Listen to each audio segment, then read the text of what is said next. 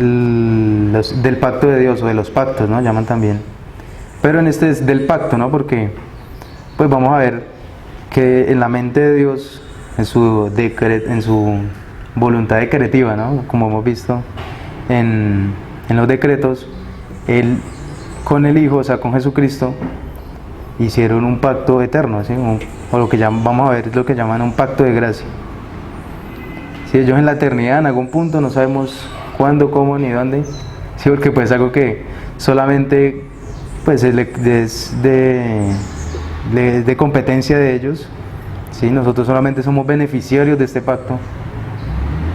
Ellos en algún punto pues hicieron este pacto. Entonces pues también invitarlos, hermanos, para que estén revisando, estén estudiando la confesión, estén revisando los textos, sobre todo la Biblia, ¿no? Tienen que hay unos pasajes ahí, leerlos, meditarlos, y no entienden nada, pues le preguntan a alguno, a Anderson, a mí, bueno, o investigan ahí. Eso ahorita hay mucho recurso. Incluso buscan también en internet, ¿no? En YouTube, temas relacionados con esos pasajes, o series de pronto de esos pasajes, para que puedan tener un entendimiento más claro, ¿no? Y vean cómo se conecta con todo esto que estamos viendo de la confesión. Todo el tema de hoy es del pacto de Dios.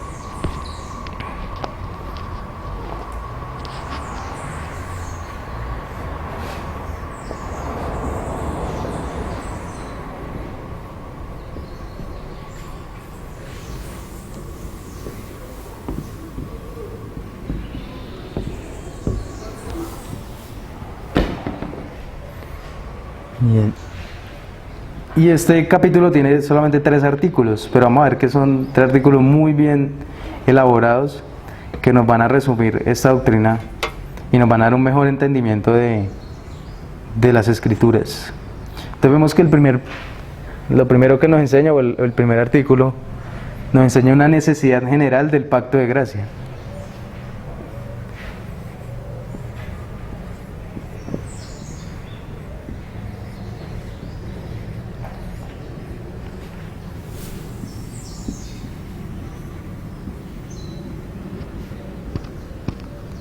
Ponerlo aquí en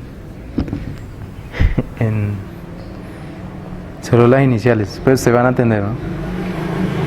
Entonces la necesidad general del pacto de gracia. Entonces dice la confesión que la distancia entre Dios y la criatura es tan grande que aun cuando las criaturas racionales le deben obediencia a su creador, estas nunca podrán haber logrado la recompensa de la vida a no ser por una condescendencia voluntaria por parte de Dios que a Él le ha placido expresar en forma de pacto.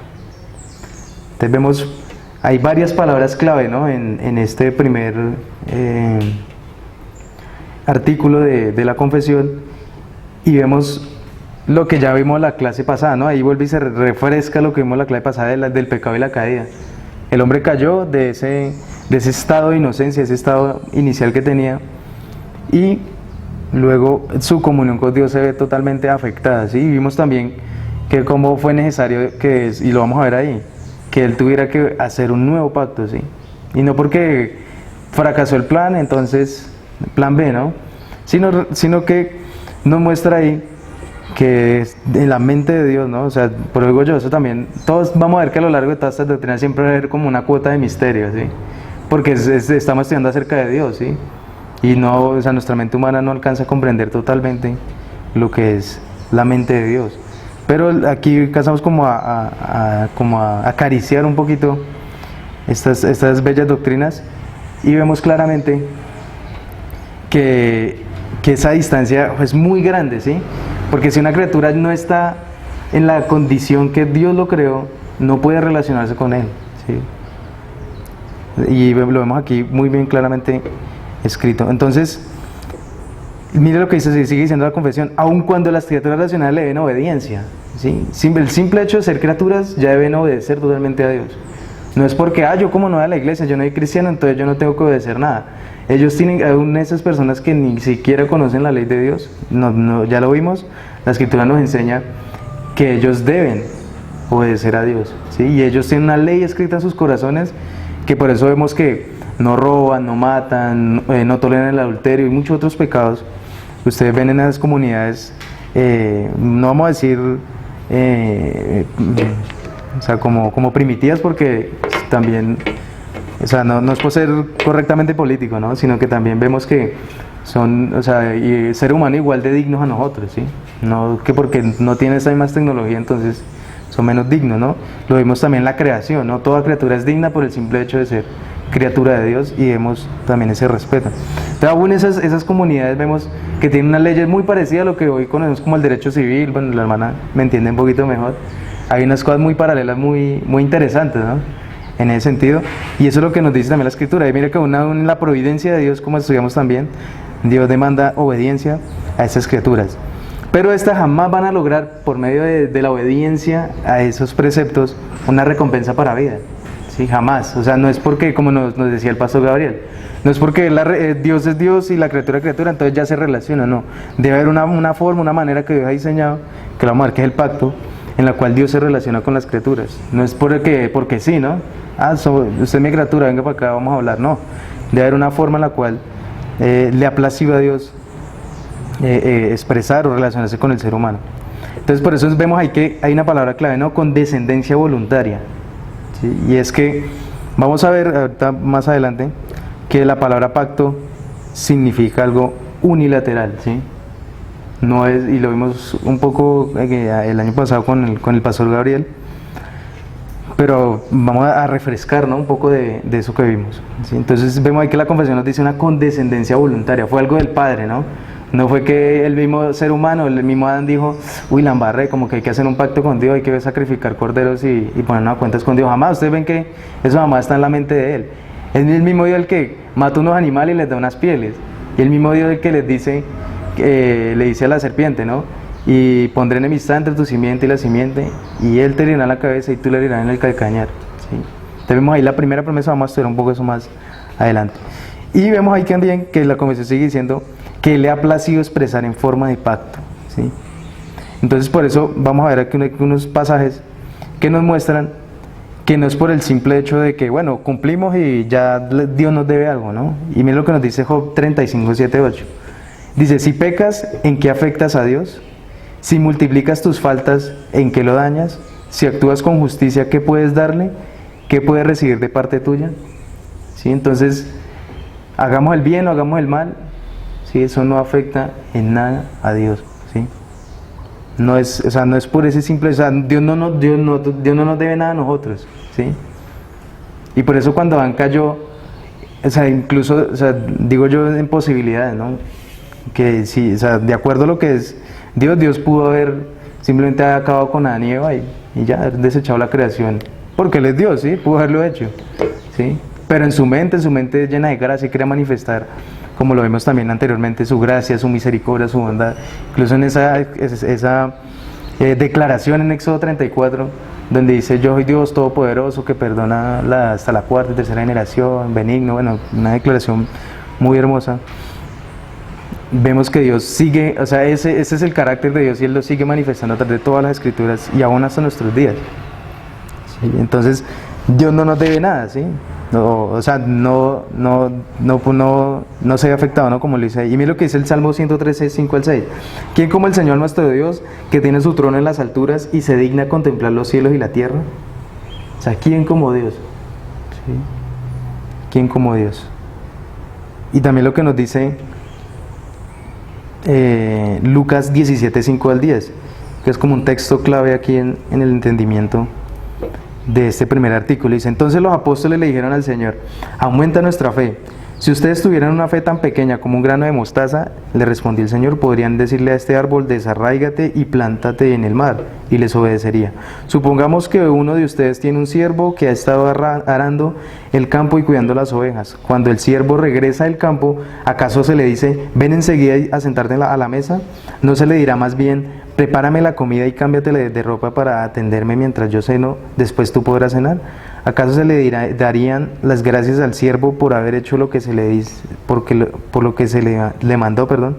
Así también ustedes, cuando hayan hecho todo lo que se les ha mandado, deben decir, somos siervos inútiles, no hemos hecho más que cumplir con nuestro deber, ¿sí? Entonces, aún cuando cumplimos con lo que Dios nos dice, aún somos siervos inútiles, nos dice ahí. O sea, Dios no nos debe nada, ¿sí? Absolutamente nada. Él, por una condescendencia voluntaria, me gusta mucho esa palabra, y quiero que se quede muy grabado así. O sea, el mismo le plació, ¿sí? Él no tenía ninguna condición ni ninguna obligación, porque Adán cayó, ¿no? Bueno, Adán pecó, aunque Dios tenía el control de todo eso, pero él aún así no estaba obligado a restituir a Adán. Él lo quiso hacer por una condescendencia voluntaria de parte de él. Y mira lo que nos dice Primera de Crónicas 29:14, una oración de David. Dice, pues eso es una parte, ¿no? Es aún más amplio. Pero una partecita dice lo siguiente, David: pero ¿quién soy yo y quién es mi pueblo para que podamos darte estas ofrendas voluntarias? En verdad tú eres el dueño de todo, y lo que te hemos dado, de ti lo hemos recibido. ¿Sí? Aún lo que nosotros damos, eso viene de Dios. Sí, aún, mire, es que viene lo maravilloso de esta doctrina, ¿sí? De los pactos.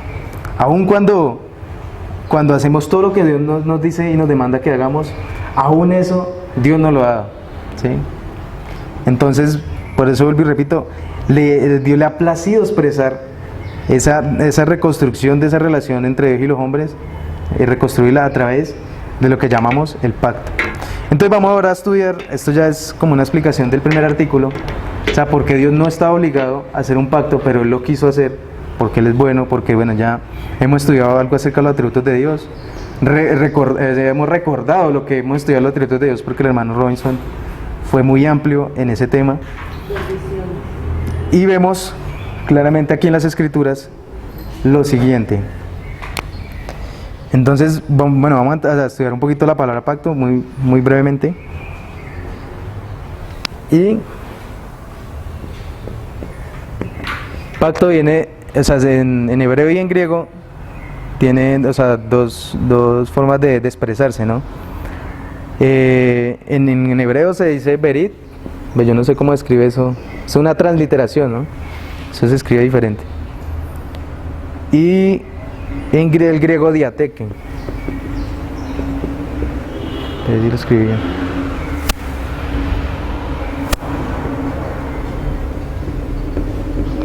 Entonces estas son las dos palabras que se utiliza para referirse a los pactos de Dios con los hombres. ¿Y por qué por qué se utilizan estos términos? Porque ese término da a entender un pacto unilateral. Y esto tiene que ver mucho con algo que llamaban, no tengo el término preciso, pero algo que llamaban algo así como los tratados imperiales. Y era, pues para que me entiendan un poquito, ustedes si han leído el Antiguo Testamento o han visto las películas de tiempos antiguos, ven que cuando un pueblo derrotaba a otro pueblo, el rey del pueblo que había ganado, que había obtenido la victoria, cuando iba a someter al otro pueblo, venía con un papel y decía, ustedes tienen que someterse a esto. Ellos no tenían ninguna forma de objetar o de conciliar, no, pero venga, nosotros le damos unas cabritas y usted no nos haga eso. No, yo no tenía manera de conciliar. Él venía con un papel y decía, esto es lo que tienen que hacer, estas son nuestras leyes, no hay otra forma, ¿sí? Y ya tenían que someterse, no había de otra. Entonces, estas palabras, sobre todo estas dos palabras se utilizaban para dar a entender ese pacto que hacía ese rey triunfante sobre el pueblo que había sido sometido. Entonces esto se llama como tratados imperiales, ¿sí? Entonces esto da a entender un pacto unilateral, y ese fue como el modelo que se dio a entender, o sea, se dio a conocer para que nosotros podamos entender a qué se refería la Biblia con pacto. Entonces siempre que vamos a leer la palabra pacto, vamos a ver que es un término que da a entender un pacto unilateral, o sea, de un solo lado.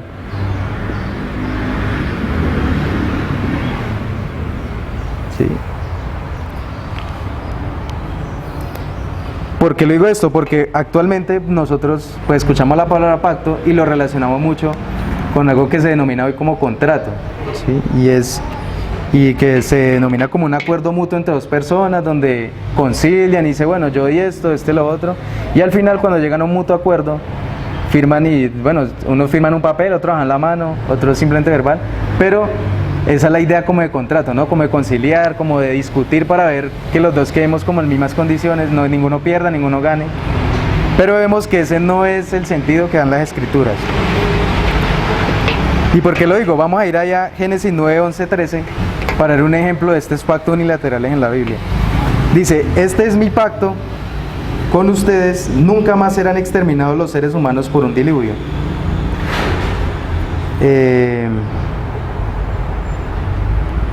Nunca más habrá un diluvio que destruya la tierra. Y Dios añadió, esta es la señal del pacto que establezco para siempre con ustedes y con todos los seres vivientes que lo acompañan. He colocado mi arco iris en las nubes, el cual servirá como señal de mi pacto en la tierra. Entonces vemos ahí, un segundo. Entonces vemos claramente que la palabra pacto da a entender eso. Entonces vemos ahí en esta historia ahí de lo que esto es lo que denominan en Génesis 9, 11 al 13 el pacto noéico o pacto con Noé. Y ven ahí claramente que Dios hace una promesa, y vamos a ver eso creo que un poquito más adelante, que también pacto es una promesa juramentada. ¿Sí? Entonces, por eso Dios dice, y vemos esta promesa, ¿no? Nunca más serán exterminados los seres humanos por un diluvio, y Él da una señal de ese pacto, que es el arco iris. Entonces cada vez que ustedes miren el arco iris, esa señal del pacto, se van a acordar de esa promesa juramentada que yo hice, que jamás iba a volver a destruir la faz de la tierra, o nunca iba a destruir eso bajo esa misma forma, ¿no? A través de un diluvio. Vemos también otro ejemplo de pactos unilaterales, ahí en Génesis 26, 28, 31. Dice, nos hemos dado cuenta de que el Señor está contigo. Respondieron, hemos pensado que tú y nosotros deberíamos hacer un pacto, respaldado por un juramento. Este pacto será el siguiente, tú no nos harás ningún daño, ya que nosotros no te hemos perjudicado, sino que te hemos tratado bien y te hemos dejado ir en paz. Ahora el bendecido del Señor eres tú. Isaac les preparó un banquete y comieron y bebieron. A la mañana siguiente se levantaron muy temprano e hicieron un compromiso mutuo. Luego Isaac los despidió y ellos se fueron en calidad de amigos. ¿Sí? Entonces vemos también otro ejemplo de esos pactos que se hacen en la Biblia. Obviamente eso no es con Dios, pero el primero sí vemos claramente cómo es una imposición de Dios. No es de que las criaturas dijeron, bueno, Dios, no nos vayas a raer de la tierra nuevamente a través de un diluvio, ¿no? Sino que fue un acto de condescendencia de Dios, de jurar que no iba a volver a hacer esto así. Entonces vemos estas características. No vamos a estudiar a fondo cada uno de los pactos divinos, porque no es el tema de hoy. Creo que Anderson va a tocar ese tema, pero más adelante. Sino que vamos a ver aquí un resumen de un poco de todos esos temas. Como segundo punto vamos a ver ese artículo 2 que nos dice, y nos habla del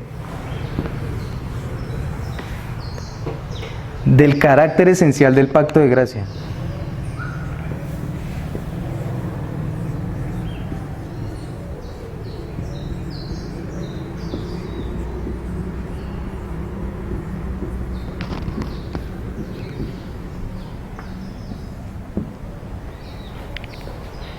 ¿Y qué nos dice ese artículo 2? Dice, además, habiéndose el hombre acarreado la maldición de la ley por su caída, agradó al Señor hacer un pacto de gracia. Entonces, vamos a ver aquí donde nos dice eso las Escrituras. Obviamente lo que vamos a citar aquí es como el marco específico, o lo vamos a ver más adelante ahí en la Confesión de Fe lo llama transacción federal. ¿Sí? Yo sé que ese término suena muy extraño, pero es lo que utiliza ahí la confesión para dar a entender como la administración histórica de ese pacto de gracia. Entonces vemos que vamos a ver aquí es como las características de ese pacto de gracia, pero no, y poco más adelante va a explicar por qué en la Biblia no aparece este término.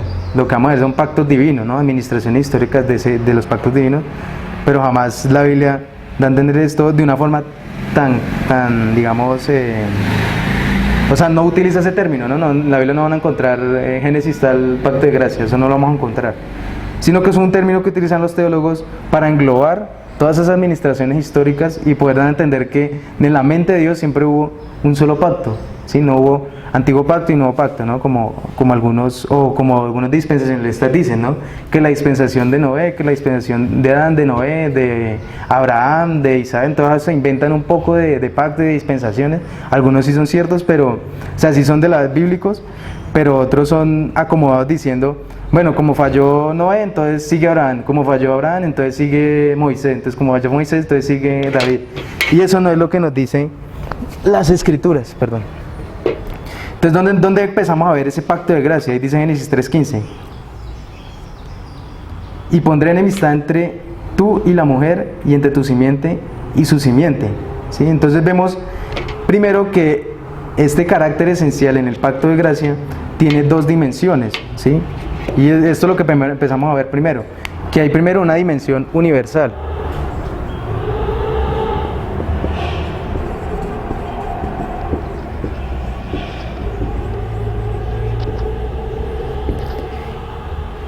Y esto simplemente quiere decir que es un ofrecimiento gratuito e indiscriminado de misericordia en el Evangelio. Entonces vemos ahí primero cómo empieza Dios a revelar ese pacto de gracia. Dice Génesis 3:15, y pondré enemistad entre tú y la mujer, entre tu simiente y su simiente, él te herirá en la cabeza y tú lo herirás en el calcañar. También vemos en Hebreos 7:17-22, pues de él se da testimonio. Tú eres sacerdote para siempre según el orden de Melquisedec. Porque ciertamente queda anulado el mandamiento anterior por ser débil e inútil, pues la ley nada hizo perfecto. Y se introduce una mejor esperanza, mediante la cual nos acercamos a Dios. Y por cuanto no fue sin juramento, pues en verdad ellos llegaron a ser sacerdotes sin juramento, pero él por un juramento del que él dijo. Entonces tenemos que tener en mente lo que yo acabo de decir, ¿no? Pacto es una promesa juramentada. También lo que el juramento que Dios le hace, en esto el Salmo 110:14 creo. Dice, el Señor ha jurado y no cambiará, tú eres sacerdote para siempre, según el orden de Melquisedec. Entonces mire que Dios ha jurado, esto es un pacto, ¿sí? Bíblicamente esta expresión es un pacto. Y mire lo que termina diciendo el autor de Hebreos. Por eso Jesús ha venido a ser fiador de un mejor pacto, ¿sí? Él mismo lo aclara, ¿sí? Ese juramento que Dios ha hecho, que se dice en el Salmo, es un pacto. Y mire también lo que nos dice Efesios 2:12, cuando estuvimos estudiando Efesios. Recuerden que en ese entonces ustedes estaban separados de Cristo, excluidos de la ciudadanía de Israel y ajenos a los pactos de la promesa, sin esperanza y sin Dios en el mundo. Entonces vemos ahí claramente por qué se habla de un pacto, porque ahí Pablo dice los pactos de la promesa, está hablando en singular, ¿sí? La promesa. Entonces, si realmente hablamos como de pronto nos quieren hacer entender en este tiempo, le habría que corregir y decir los pactos de las promesas, ¿no? Porque son varias promesas que dan, pero vemos que en la mente de Dios siempre hubo una promesa que se vino administrando históricamente y ampliando la revelación, vamos a ver eso en el artículo 3, hasta su plena consumación en Jesucristo. Y vemos también ahí, ¿no?, que sigue diciendo la confesión. Por eso habla del ofrecimiento gratuito e indiscriminado, porque la confesión nos dice, en el que gratuitamente ofrece a los pecadores vida y salvación por Jesucristo, requiriéndole la fe en Él para que puedan ser salvos. ¿Y dónde vemos eso? Ese ofrecimiento gratuito, el pasaje más conocido, archiconocido, ¿no?, por todos nosotros. Porque de tanto amó Dios al mundo que dio a su Hijo unigénito para que todo el que cree en Él no se pierda, sino que tenga vida eterna. ¿Sí? Juan 3:16. Este es el ofrecimiento gratuito.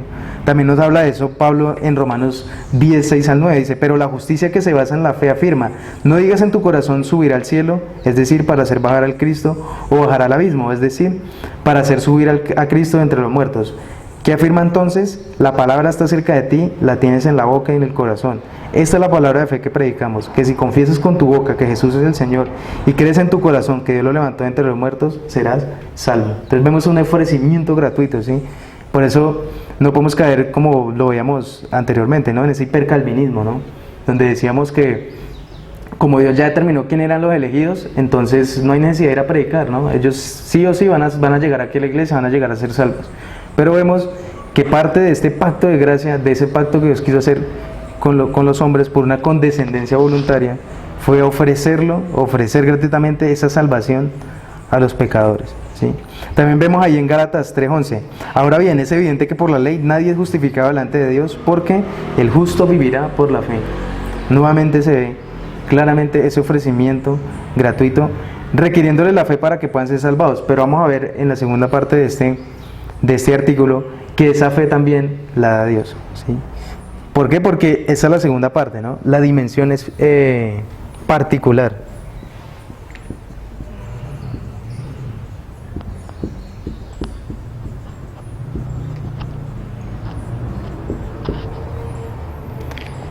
¿Y qué nos dice la confesión? Dice lo siguiente, y prometiendo dar su Espíritu Santo a todos aquellos que son ordenados para vida eterna, a fin de darles disposición y capacidad de creer. No solamente Él requiere fe, o sea, no solamente Dios demanda fe de los que están dentro del pacto, sino que Él también ofrece su Espíritu, lo promete para que ellos crean. O sea, Él se asegura de que esas personas que Él mismo ha elegido vayan a creer. Eso lo vamos a ver más ampliamente cuando veamos el llamamiento, la adopción, la justificación. Vamos a ver un poco eso más en detalle.